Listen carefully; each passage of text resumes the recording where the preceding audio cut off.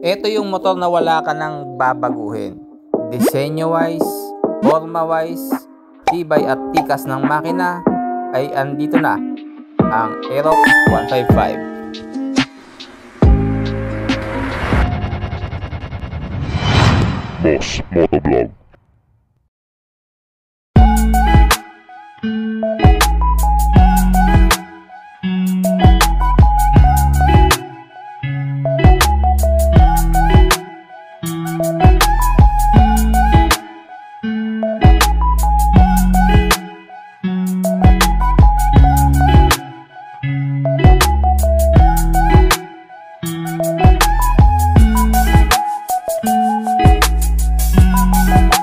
Top of the line 150 scooter class, yan ang Aerox 155 na ngayon ay mas pinabago na naman ang kulay.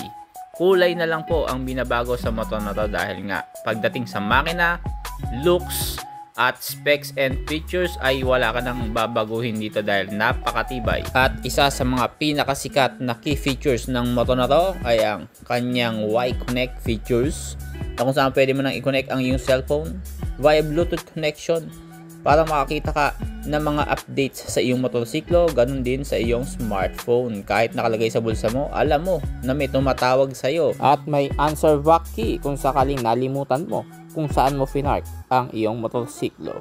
Hindi ka mabibitin sa 150cc na makina. Idagdag mo pa ang VVA, variable valve actuation, na kung saan ay pinapanatili ang lakas ng arangkada mo from low to mid RPM, lalo na sa high speed. Isinama sa pamilya ng mga Mio, ang Mio Aerox ay nagtataglay ng tikas at formang sa kanya mo lang makikita. At ang makina naman ito ay kagaya rin ng WR155, Sniper 155, YZF R15M at marami pang iba na 150cc ng Yamaha.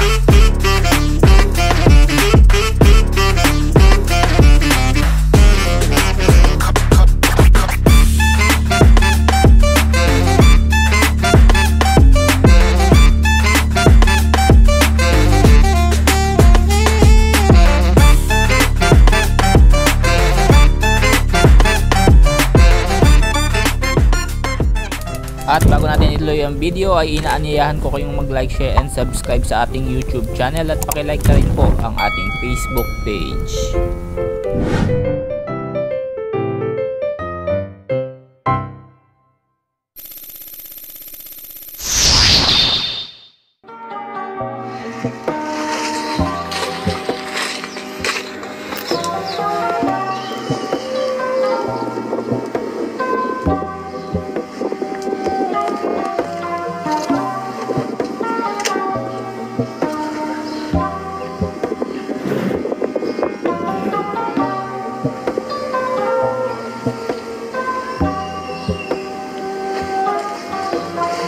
Taong 1997, unang nailabas ng Yamaha ang Aerox 50cc sa European market at ito na nga ang naging simula ng pinakaunang lineup as single cylinder scooter ng Yamaha Aerox.